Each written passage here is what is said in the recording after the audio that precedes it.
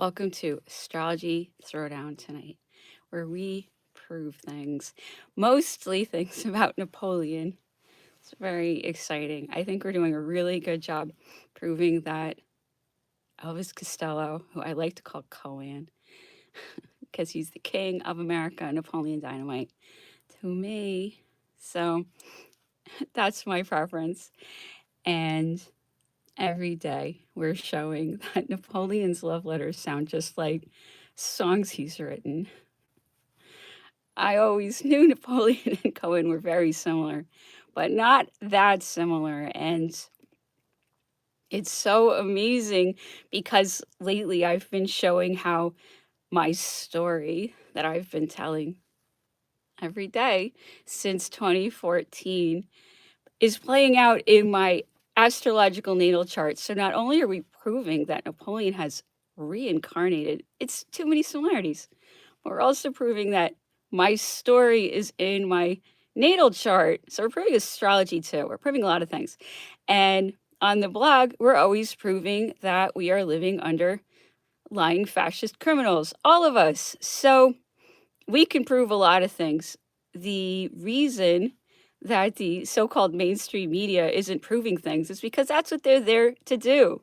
They're there to not tell you what's going on. They're there to tell you what the criminals want you to know. And what the criminals want you to know is what sex scandals are going on, or what psyops they have, or what new way they invented to destroy our lives and take what's left.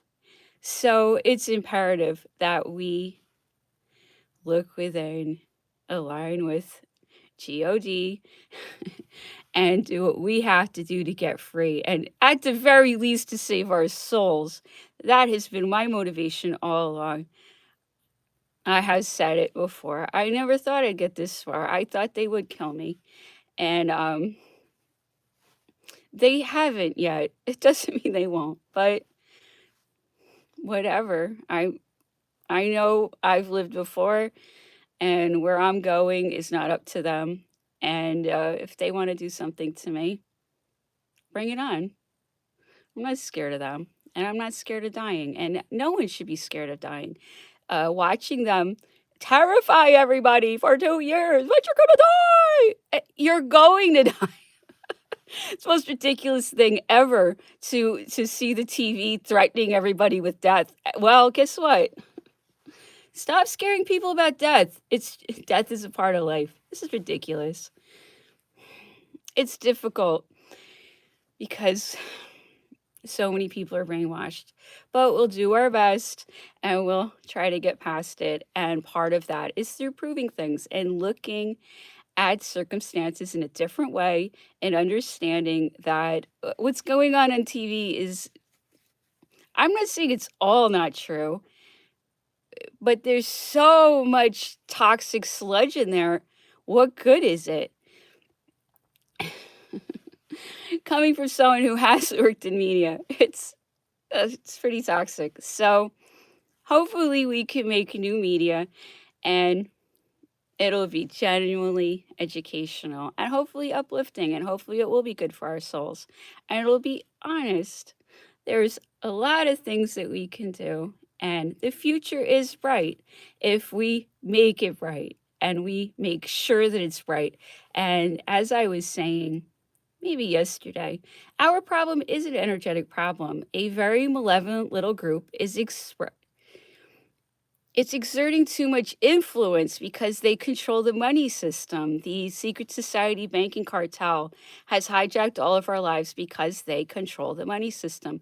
And all of us are forced to interact with the money system because that's the system that we were born into. So they got us. They got us good with that one. And since it is a spiritual problem, I believe the solution is spiritual. And that is a lot of why I have been willing to go into their practices. I have studied how they have defeated us so well. We can turn a lot of that back around on them because they're mostly manipulating us. And their magic it looks like a joke to me, actually. It seems like it's just killing people and then taking their stuff. That's not magic. Anyway, they've done a very good job killing people and making money out of it. The best example is, of course, the last 2 years. Wow. But the sad part is that we let them get away with 9/11, and because we let them get away with 9/11, that's why we have seen them get so much more malignant with us, because they feel that they have no limits on their power. They feel that they're totally free from rules. Well, that's all our fault. So I'm imploring people every day to look within and find out how we can change. We can't change them. We don't even understand them. We don't know why they're so predatory and exploitative. We can't understand it because they're on a different wavelength than hopefully we are. So we need to go to that. We need to ascend. We need to become more aligned with God. And then we just won't be a match for them. And I have been saying that the astrology favors us 100% in this. Mars is in Pisces. Mars is very spiritual. He's ready to fight, but he's ready to fight for a good cause. And today we have a wonderful aspect between Mars and Mercury retrograde. So this is a great time to look back on our thinking and look back on the way the media is and to reflect on how we got here. And Mars is the energy that we need to assert ourselves, to say no, to say, you can't do that to us. We need that Mars energy for that. And we're going to use it. And there's also a favorable aspect between Jupiter and the sun. So this is a wonderful time to be lucky and to be joyful and to share with each other and to tell the truth to each other. And Jupiter rules spirituality, it rules astrology. This is a great time to talk about astrology and to share that there are spiritual realities that the criminals who are running things cannot change. They're trying very hard to like shut down nature and shut down the way energy works and to shut down our lives. And all of that requires subversion and trickery. And there's only so much they can do, and nobody likes them. And I do everything I possibly can to identify them. I don't identify all the ones I know about, but if I've got just such a solid case, it's so obvious. This person is a murderer. They're getting away with it. It's worse than being a murderer, what they are. Because at least when they kill the person and the person has the good grace to be dead, they torture us.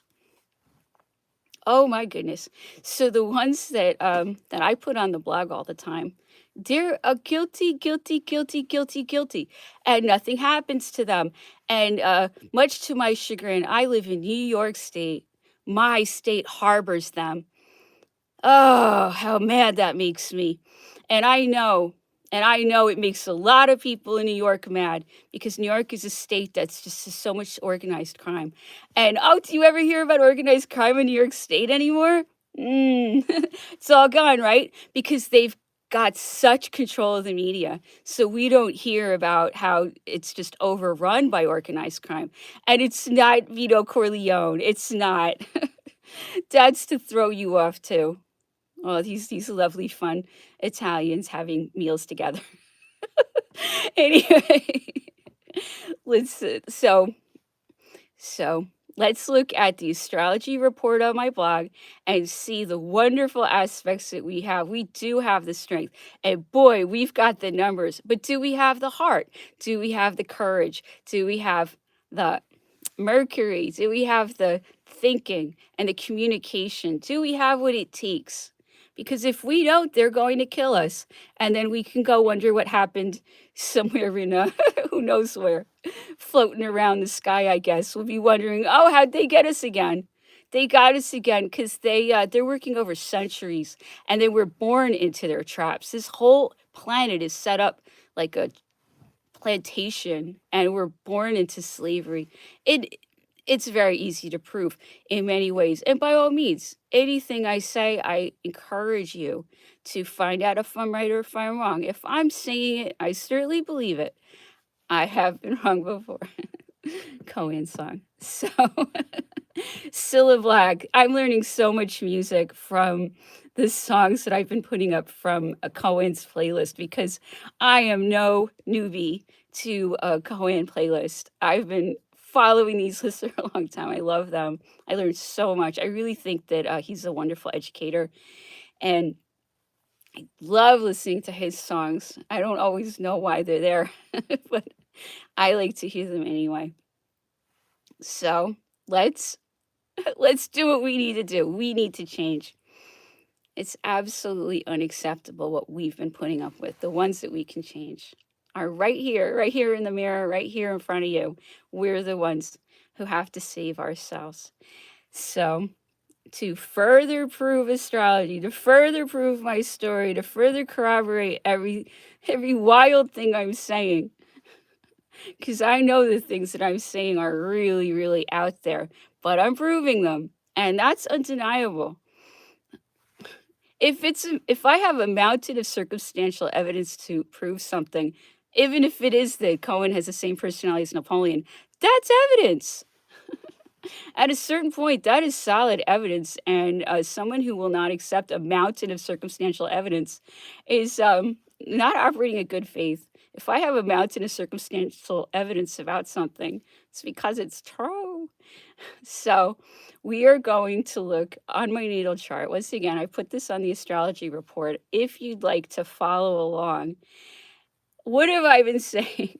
First of all, I wasn't even doing this stream before. I was happy in obscurity, hiding, reading my memoirs. I didn't even want to be on camera, but someone telepathically dragged me out of the darkness into into this stream, which I didn't want to do, but I want to do.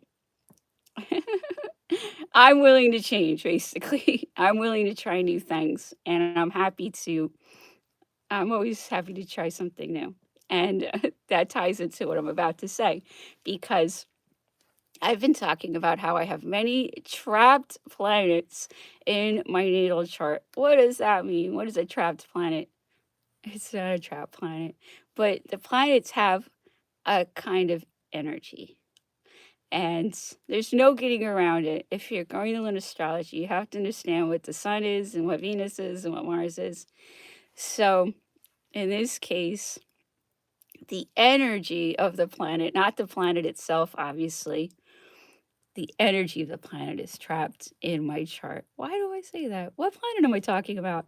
I'm talking about Uranus in the sixth house. Uranus is going to be a really, really important planet for me because anybody can see if you know what that energy is about. It's eccentric, it's singular, it's freedom loving.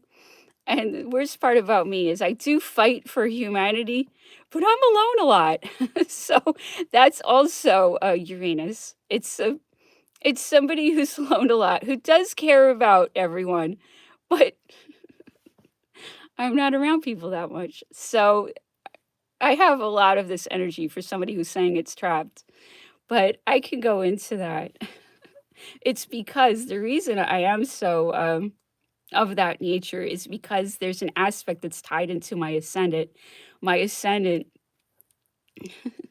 is how I come across, and I have Mars, as I keep saying, I have Mars in Aries, Mars retrograde in Aries, also trapped. So at the other end of the sphere, I have opposite Mars, Uranus, and it's also trapped because it is in an intercepted Libra. What does that mean? It means that both cusps of Libra are in the sixth house. So that relationship, art, Libra, Venus kind of energy it's a little bottled up. It means that my relationships don't go that smoothly, or I have power imbalances in uh, my relationships in Venus type scenarios. It's not flowing right. I'm not getting along with people as well as I could, or maybe my art isn't exactly flowing the way it should because Venus rules art. All of these things are being kind of trapped and blocked. They're still available to me. I'm an artist. I am an eccentric artist. There it is. Uranus in Libra. You can't deny that. I'm an eccentric artist. I have Uranus in Libra. So that makes perfect sense. I have it in my sixth house. That's my sixth house of service. I'm doing a charity art project. I do nothing but serve. So that's a perfect reflection of my project in the chart. And I'm telling you that my relationships could be better, or maybe my art could be going further, or there's some kind of problem. And if you look at that Uranus, it's afflicted. It's really afflicted. It is afflicted, meaning it is in difficult aspects with both Jupiter, which is a very benevolent planet. So that's not going to be too bad. And it's in an opposition with Mars. That could be very bad. That could be violence, or any kind of aggression, or yeah, Mars can be very bad. It's violence, it's power. So my point is that if you look at this Uranus in the sixth house, it's very afflicted, and I need some way out. I need to get this energy out because I can't be stuck like this. And then if you look at the easy, free flowing aspect that I have to this Uranus, it's that Saturn in the third house in Cancer that I keep talking about. I keep saying that I have a yod, which is like a finger of God, a marker of destiny, and I have another pointing to this Saturn in the third house in Cancer. And then I have another formation called a bucket funnel formation pointing to this Saturn in the third house in Cancer. So everything in my chart is telling me that, like, this is the point of your life, this Saturn in the third house in Cancer. And as I have said, Saturn is Saturn retrograde. That's like a reflective, super downer energy, but persistent, hardworking, stern, never quits, relentless, but depressing, demoralizing, makes you insecure, makes you have doubts about yourself. It's a really heavy, dark energy to have in your place of communication. I do communicate well, but I don't. I'm blacklisted. So I'm blacklisted. There it is. I'm being blocked in media. So there's a perfect expression of the Saturn in the third house, the media. I'm blocked from it, and it's in the constellation of Cancer. That's the past. That's our memories. That's our family. That's our past lives. I'm always talking about the past. I'm always talking about history. I'm always talking about my past life. So if you look at that, a Saturn is a worker. So I'm a historian. I'm a storyteller about the past. And that Uranus placement has a positive aspect to this place. So what that's telling me is, okay, you might have some problems with some power hungry, violent people, and that's the negative aspect with Mars.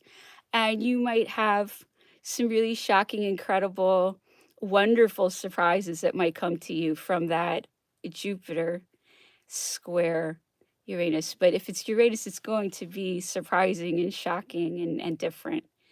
But sometimes that's good. And Jupiter is so good. I'm just going to go ahead and imagine that that's positive, even though I'm probably going to have to do something to access that gift. That's what a difficult aspect is. You have to do something, it needs a manual override, whereas the harmonious aspects are just a gift. It's like a talent you have that you did nothing to acquire. It's just a gift.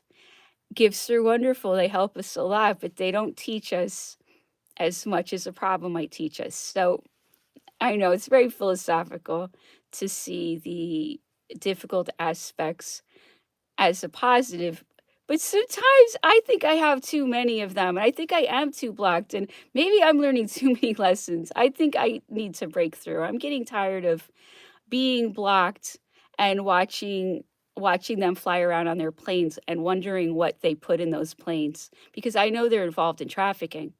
We all know they're involved in trafficking, and they have complete control of the sky, so they can do anything that they want right now because we're under house arrest and they're flying around as free as it gets. So the criminals have total freedom right now. And yeah. So the criminals are completely free to slave, to kill, anything they want to do to children. And we're just all cooped up and trapped, and we can wonder what they're going to do to us next. That's the situation we're in. So it's wonderful to have problems so you can learn and grow, but that's not really a wonderful problem. Like we must overcome that problem. We have to bring some sanity to this world and stand up for these victims that they're constantly creating. It's an imbalance of power, it's an imbalance of energy. It's this one little group having way too much influence. So it's our job to push that energy back. This is really a healing and an energy problem. Basically, the world is like a sick person, and this disease is killing us. And it's really like a virus. That's what I've been laughing at for 2 years. It's a virus. We have a virus. The planet has a terrible virus, and it's this onslaught of criminality. And what happens when there's a virus? Either the virus kills the person, and the virus will kill a person if the person's already very weak and debilitated. If a person's healthy, they can fight it off. That's why I'm always saying we must change. We're not healthy because we're letting them do this to us. So this is it. We either get healthy or they win and they get their country club all for them and their slaves and their robots, and they get to have their dream. And we'll be, like you said, floating around the sky spiritually or something. We'll be gone, and they'll get to do whatever they want, fly around all they want, I guess. So that's the situation. We have to get healthy. We have to get right. That's why I'm always saying, look within, get right with God. And when we're in the right mindset, Mercury, we have the planets for this. We have the aspects. We have the energy. We can do this. They've demoralized us and they've terrorized us our entire lives. And that's why people are just so they're just so afraid and way too docile. But they did that to us through mind control. But see, it's all in the mind. And that's why I try to change your mind. So, and that's why I'm trying to show you that my story is in my chart. So you'll see that astrology is real. And then once we can access this energy, hopefully we can have more confidence. And I have found out a lot of truths about myself that have helped me heal and become better. I'm by no means perfect, but I'm doing better. And that's thanks to astrology. And I do have a bit of a backbone. So I think there's all kinds of things that we can do to help each other. So that's my point. I have this incredibly disruptive energy in my house of service. No question, I'm serving in a very disruptive way. My way out is media and working and talking about my country in the past. So it's telling me, my chart is telling me that if you want to be a proper revolutionary, because that is a revolutionary energy, and if you want to make good changes for the public, that's how to do it. Do it through working in media and talking about the past in your country. And then we can get past that. And the other place that Uranus also rules is the 11th house. So that's a place of weirdness and the public and philanthropy and idealism. Okay. And I found that I have Fomalhaut, the star. And I looked it up. I don't believe anything, but I try it out and see if it works. So I read that Fomalhaut, the star is a combination of the energy of Mercury and Venus. Well, I know what that is. So, what I'm going to say, based on this star in my 11th house, which is a place of Aquarius, I'm looking for solutions for this blocked energy in my 6th house. Basically, I'm saying that my Libra is intercepted. My relationships could be better. They're somehow surprised. So, for solutions to those relationship problems or artistic problems or whatever's not flowing correctly, I need to go to the 11th house.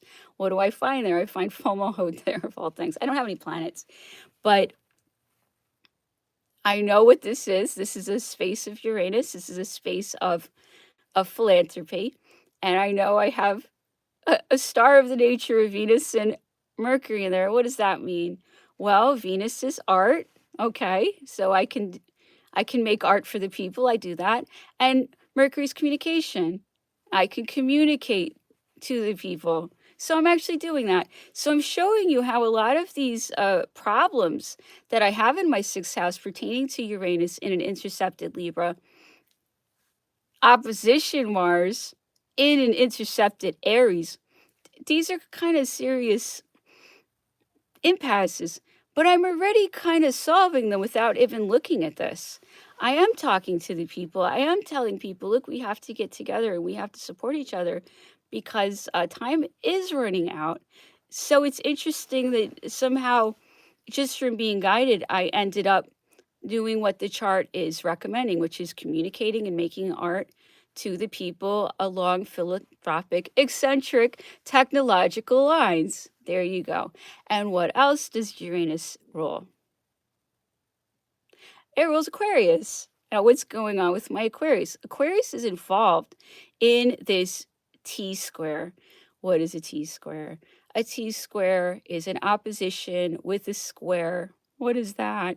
If you look at my chart, there is a triangle that's coming off of my ascendant. And if you can read that chart, basically, Mars is square Jupiter, Jupiter is square Uranus, Uranus is opposite Mars. So it's a T square. And the top of that T square, and that's another really tense aspect. I have a lot of tension in my chart. I have to do a lot of things to cope with my situation. So supposedly, when you have a T square, the top planet is how you release the problem. In this case, it's Jupiter, so that's good. Jupiter is such a lucky, benevolent energy. I've also read, and I tend to believe this, that if you turn the T square into a square, that the missing leg of the square is the place to look for your solution. I read that on Quora a couple years ago, and I thought I would try that out. The person sounded very knowledgeable. So, what did I find there in the missing leg of that T square? Well, that's where Cancer is, and the IC. So that's a place of past lives, and it's also third house. It's actually in the area of that Saturn in the third house in Cancer. So even that is pointing unbelievably to this Saturn in the third house in Cancer. So my whole chart is seeing that's it. That's the important thing. That's what you're here to do. Saturn in the third house in Cancer. And that's really a historian or a media worker who talks about their country or talks about the past. So that's the most important thing. Even that T square is saying it. And that Jupiter in that T square, the top of that T square, which is the place that I need to look to solve that tense aspect on my ascendant between Mars and Uranus and Jupiter. Therefore, that Jupiter becomes even more important because it's in a place of Aquarius, because it's a place where I can solve my trapped Uranus in the 6th house in Libra problem. Basically, even though it is at the top of a T square, it is Jupiter. It is in my house of career. Is it well aspected? It is sort of. It has those tense aspects with Mars and Uranus, as I said, but it also has a trine with Pluto. I keep talking about Pluto. Okay, what would that do? It means that I have a lot of intuition and I'm tough and I'm perceptive and I'm ethereal, spiritual, and I never quit. So that would bring that kind of feeling in a very easy way to Jupiter, and it's also sextile with Neptune. Okay, so think about that. Jupiter, trine Pluto, sextile Neptune. Okay, so these very good aspects with the two spiritual planets. Okay, in Aquarius to benefit the people, shocking, technological, helpful, honest, and that's my career. So I have abundant space there to work out this Uranus block. And I am an artist, so my Libra situation isn't that blocked.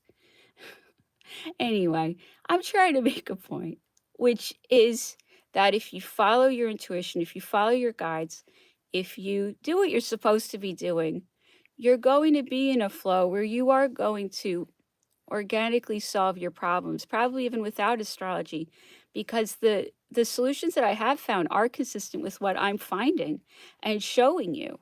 What do I do to deal with my problems? I teach the people because I don't know how to get out of this situation and I can't get out of it alone. And I'm Saturn in the third house in Cancer. I'm trapped at home.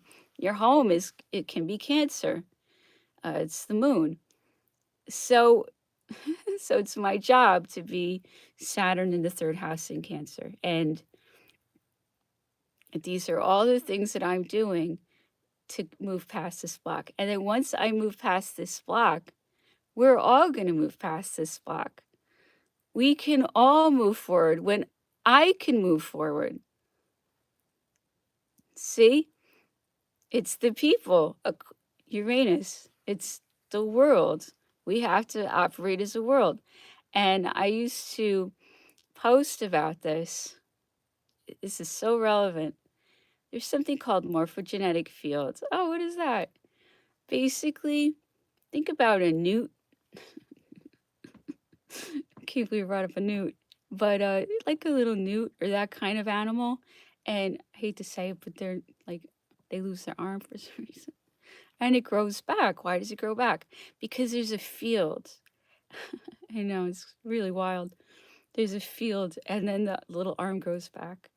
So, and another way that you can see fields is the way birds all fly around in swarms. I don't know the right word, but or you see fish swim around as one. That's the proof of it, that we can operate as a person or we can operate as a group, and the group can act as one. And that's what Aquarius energy is. It's the group. So the group can save us. The group can save me. And once the group saves me, we're going to be saved, because we'll take back our space and we'll tell the criminals that they cannot do this to us anymore. They can't do this to us anymore. I can't be perpetually under house arrest because they came up with a lie about me and they have all this money. Do you understand? I can't live like that. That is a complete violation, as I've been saying, of the Nuremberg Code. They can't just come up with these stories and then destroy our lives, and then that's a violation of the Nuremberg Code. They can't just destroy our lives and have a laugh over it. It's not. That's against cosmic law. That's against every single thing. The Libra balance, justice. That's what I'm talking about. You see, my Uranus is in an intercepted Libra. Libra is not being just. Okay, so we need to go to the people. We need to look to Aquarius. We need to look to each other. We need to look to the group to save us. And then I can move past my my Uranus blocked energy, and then Saturn in the third house in Cancer can get free. And I'm telling you, when I get free, you will get free. That's what it takes. We have to get each other free. So everyone that's supporting blacklisting me, everyone that's supporting my perpetual house arrest as a perfectly healthy person being quarantined perpetually, all of you who are supporting that are maintaining your own slavery and mine as well. So it's time to really talk to each other, to collaborate, to come up with plans, because there's the criminals in the palace that pick up the phone, and then there's the people out amongst us that pick up the phone. And those people who pick up the phone, they did 9/11, and they've been lying through their teeth for 2 years. And what they have done has been a grotesque violation of what it means to be human. Forget the Nuremberg Code. Okay, so these people are caught red handed, guilty as it gets. They can't be making the rules for me or you. Absolutely not. They're deciding who's healthy. The criminals with the planes, what are they doing with those planes? And I want to say again, what's going on with that Nexium school? A sex slave cult, uncontested, has a school called Rainbow Cultural Garden. And then when I brought up that Nexium story, oh, shh, the story disappeared. Okay? So a sex slave cult has a school, and they shushed it up. You see all these things that are going on? This has to end, because children are the best victims for them, because children can't fight back. This is out of control. Okay? Does Nexium, the sex slave cult, still have a school for children? How does that work? See, we can't ask so many questions because we're perpetually quarantined as healthy people. And then they can have schools, sex slave cults can have schools. Obviously, that's not legal. Nothing they're doing is legal because they own the financial system. So they can just give us the finger, basically. That's what they do. They go, ha, ha, ha, ha, ha. You have no power. We have all the money. Well, we're allowing that. And when they laugh at us and think we're stupid, they're right, because we prove them right. We need to stop proving them right. They think we're stupid. They let us steal from us, destroy our lives. We let them kill us. We let them enslave us. We let them do anything. And then they laugh at us because we're so stupid to allow it. And they're such a small group. And can you argue with them? When they're right, they're right. That's the tragedy of this. Anyway, now that I made it horrible, let's just change the subject. Sorry. I don't like to think about it, but it's the truth.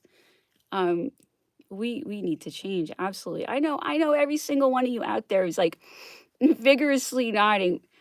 All we can do is our best. No one can ask more of you than your best. We're all doing our best, and that's what matters. We are doing our best. Okay, so I'll read another one of these Napoleon letters so you can hear how much he sounds like. Oh man, he sounds just like him. So cool. All right, let's read that letter. I am receipt of your letter, my adorable love. It has filled my heart with joy. I'm obliged to you for the pains you took to give me the news of yourself. Your health should be better today. I'm sure that you are recovered. I urge you strongly to go horseback riding. It couldn't have failed to do you good. Since I left you, I have been sad all the time. My happiness is to be near you. Ceaselessly I recall to memory your kisses, your tears, your pleasant jealousy, and the charms of incomparable Josephine light up a flame in my heart and senses that burns without ceasing, when, free of all disturbance, from all business, shall I be able to pass every instant of my time near you? Shall I have nothing to do but love you, nothing to think of but the pleasure of telling you so and proving it? I will send you your horse, but I hope that you will soon be able to join me. I thought I loved you. That was some days ago. But since I've seen you again, I feel that I love you 1,000 times more still. Since I've known you, I have adored you each day more than the last. the which proves that La Braillere's maxim, namely that love comes all at one stroke, is false. Everything in nature has its own way of growing. I pray you, let me see some of your defects. Be less beautiful, less gracious, less tender, above all, less good. Never be jealous, never weep. Your tears deprive me of reason. Burn my blood. Be assured that I no longer am able to have a thought which does not appertain to you, an idea which is not submissive to you. Rest well. Reestablish your health. Come and join me, so that at any rate, before we die, we may say, we were for so many days happy. Millions of kisses, some even for Fortuné, despite his bad temper. Bonaparte.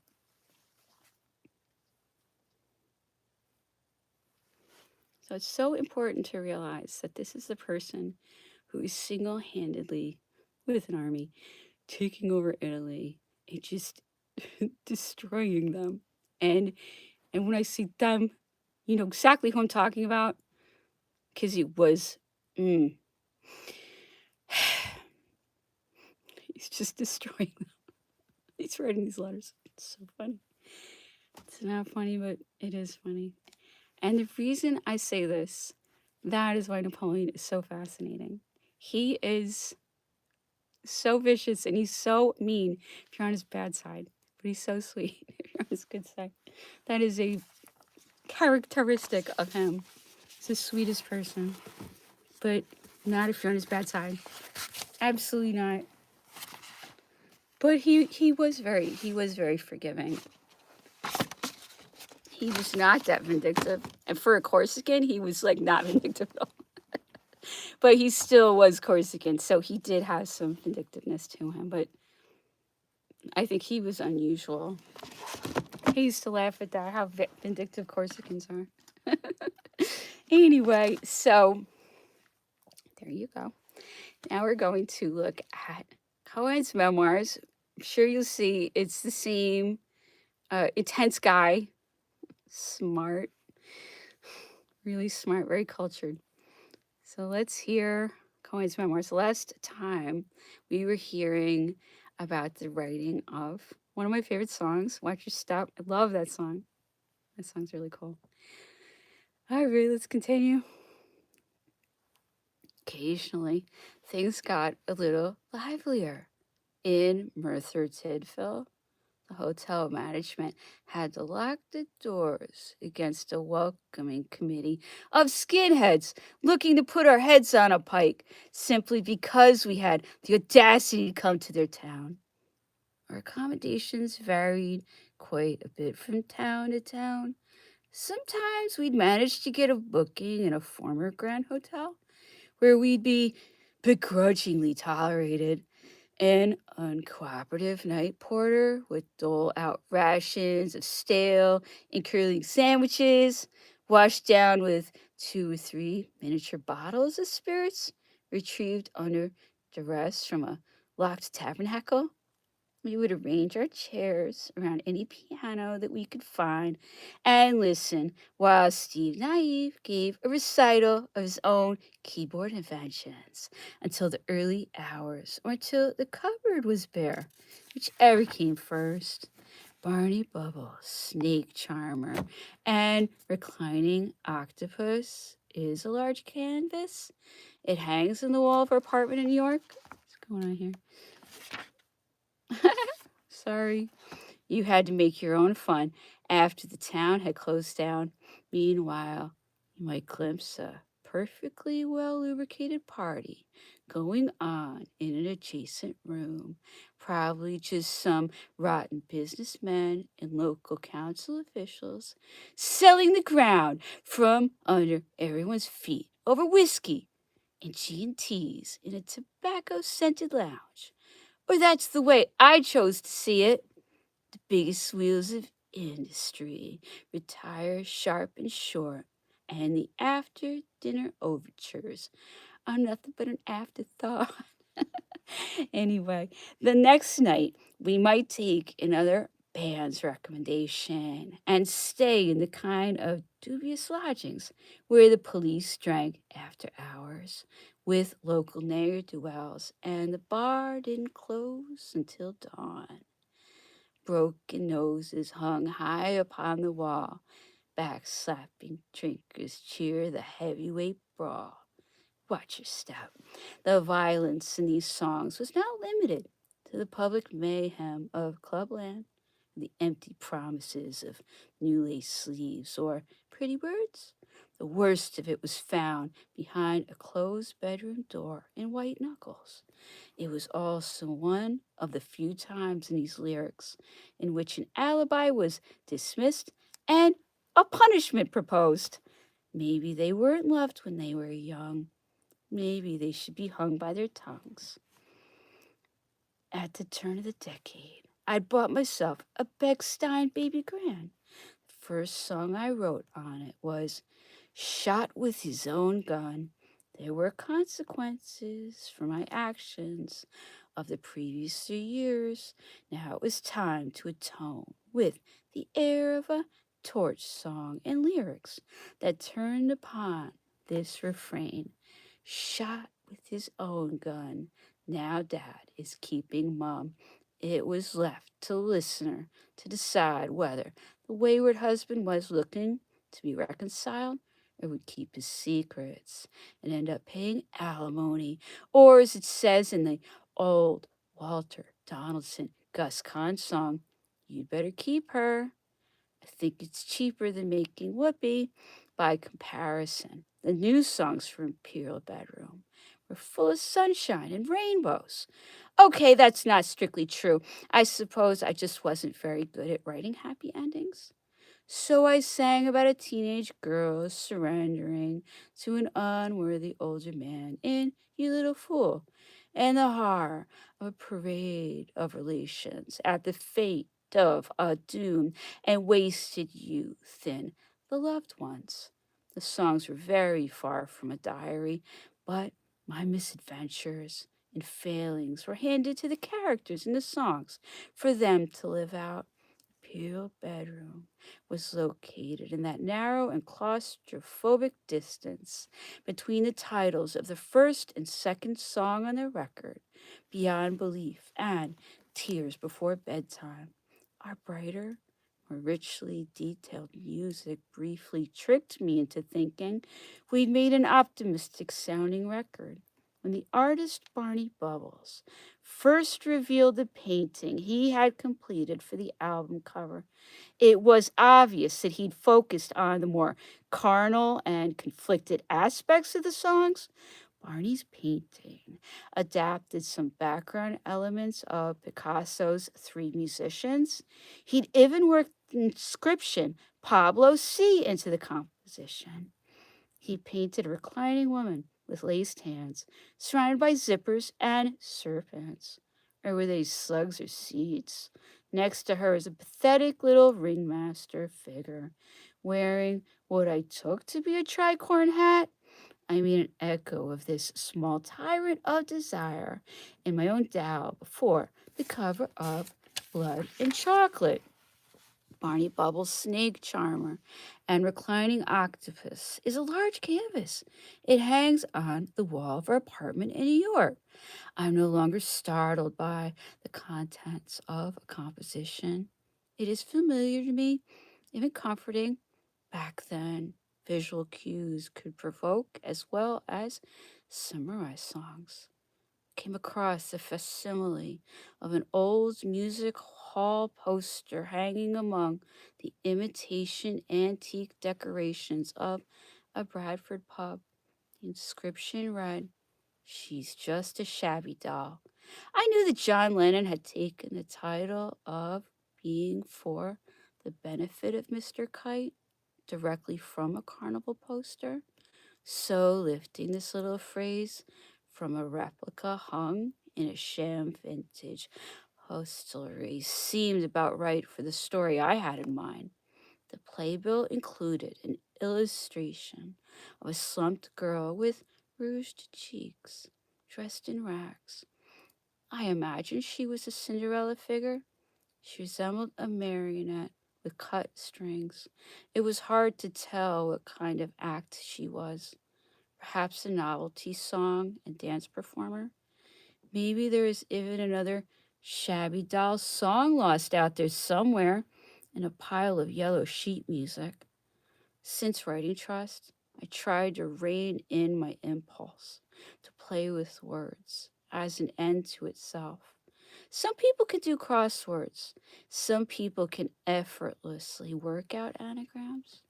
For a while, I had a nervy facility with puns, but it started to put distance between the intentions of meaning and feeling.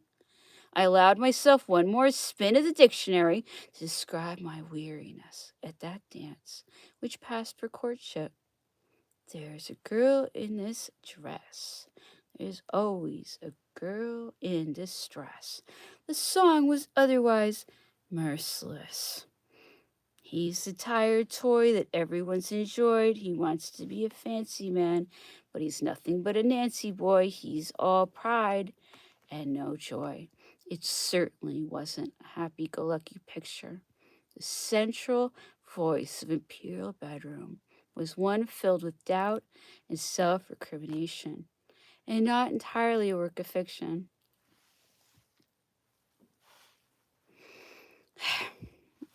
Thank you so much for listening. I can't even talk.